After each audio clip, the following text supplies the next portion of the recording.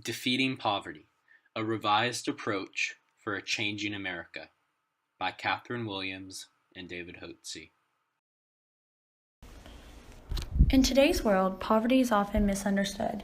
Its implications are something that most of society doesn't even want to think about, which leads to a sort of wishful thinking that maybe, if we just don't talk or think about poverty, its problems will somehow fix themselves magically. So what exactly is poverty, and what do its repercussions mean for today's society? We believe that poverty should be defined as a situation that a person finds themselves in which they do not have the capabilities necessary to live a stable life and maintain adequate standards of living. Put another way, anyone who does not have the resources, whether economic or financial, to maintain a threshold level of these capabilities should be considered impoverished. Getting to the bigger question, what exactly should constitute an adequate standard of living for people in America today? While looking to define this standard of living, we found Martha Nussbaum's capabilities approach to be best suited towards ensuring that every human being has inherent dignity, functionality, and the means to get out of poverty. Martha Nussbaum is an esteemed philosopher who has done decades of extensive research into the issue of poverty. Capabilities, according to her, are, quote, not just abilities residing inside a person, but also the freedoms and opportunities created by a combination of personal abilities and the political, social, and economic environment, end quote. So, a capability refers to a person's means to be able to achieve certain functionings, such as water, food, and other basic necessities. In that case, what does a dignity-filled life actually look like? What does it require? Nussbaum contends, and we agree, that humans need at least a threshold level of 10 central capabilities in order to live a dignity-filled life.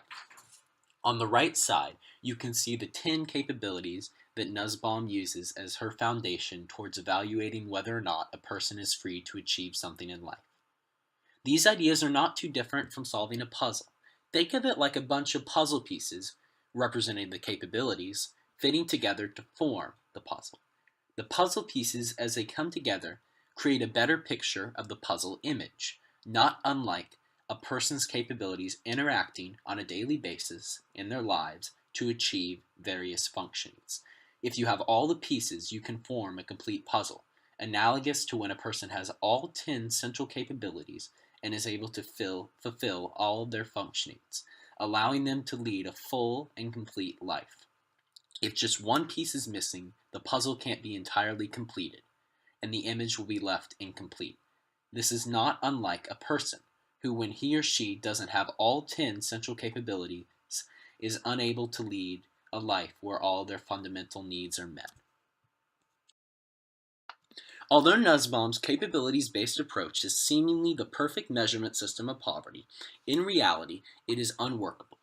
Capabilities are measured on an individual basis, but it is not feasible to actually measure poverty using this capabilities-based approach.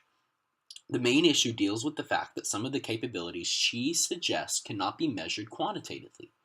To prove this, let's take a closer look at just one of Nussbaum's central capabilities, emotions. Emotions are defined as being able to have attachments and connections to others, the ability to love those who care for us, and to have justified anger. There is no definitive or practical way to measure whether this capability or some of the others on her list are present in someone's life and to what extent. While discursive measurement systems are good for policy considerations, in order to measure poverty, a unit of quantitative measurement is essential towards determining whether someone is living a dignity-filled life. To finally solve the issue of poverty, we need a practical, straightforward measurement system, not create a complicated one, where there are too many measurements that need to be made. Since the 1960s, a system called the Official Poverty Measure, also known as the OPM, has been in place. However, as the times change, the definition of poverty changes with it, which is why the Supplemental Poverty Measure, or the SPM, is now in place to walk alongside the OPM, picking up the pieces that the OPM leaves behind. So what methods can we use to determine whether or not someone is impoverished? First, let's look at the OPM, or Official Poverty Measure, which is the poverty measurement system used in the United States today.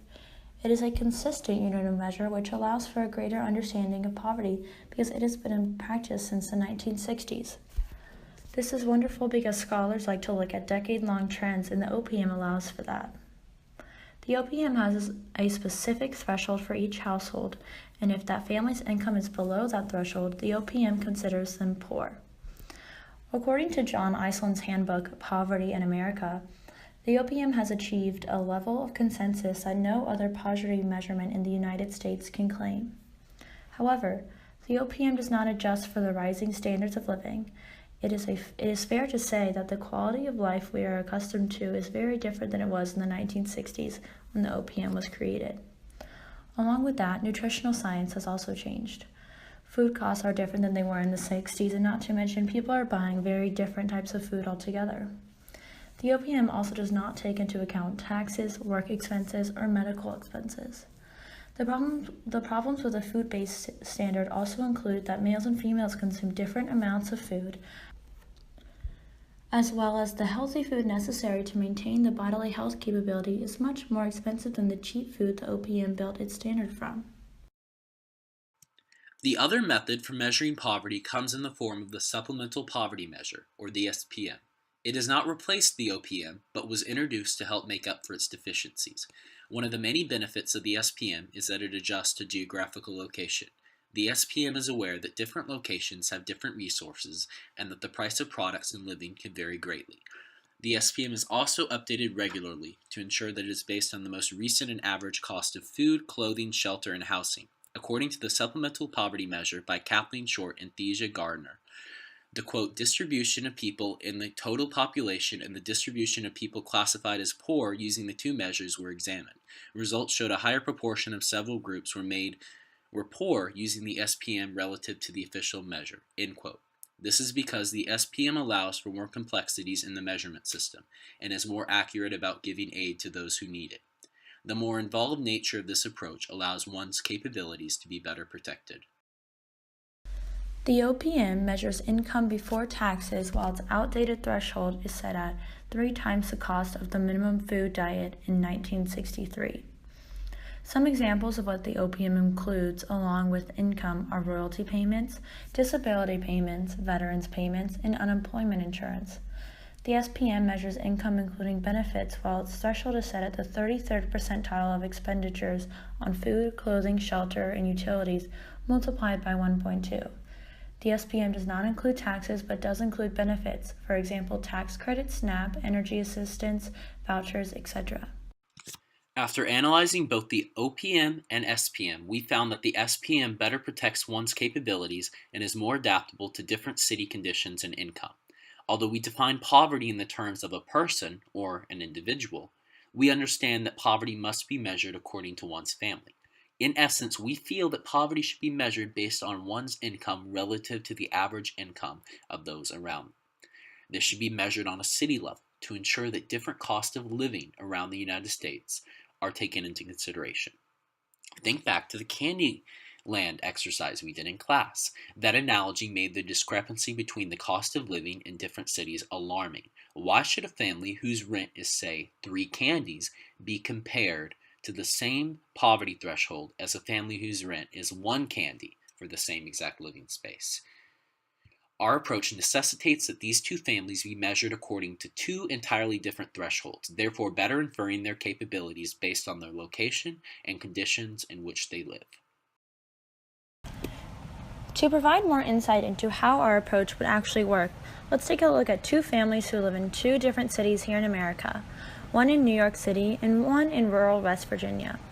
Assuming both families are composed of 2 parents and 2 children, the mother making $10,000 a year and the father making $14,000, under the OPM's 2013 threshold, both families would not be considered poor because they both make $376 over the threshold.